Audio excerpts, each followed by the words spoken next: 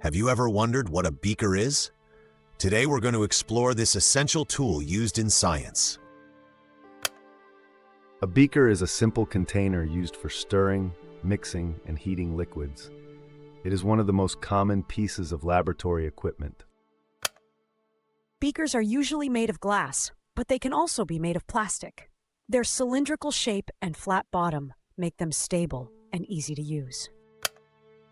One of the key features of a beaker is its spout for easy pouring, which helps prevent spills and drips. Beakers are used in various scientific experiments, from chemistry labs to biology studies. While beakers are versatile, they are not used for precise measurements. For accuracy, scientists use graduated cylinders or pipettes.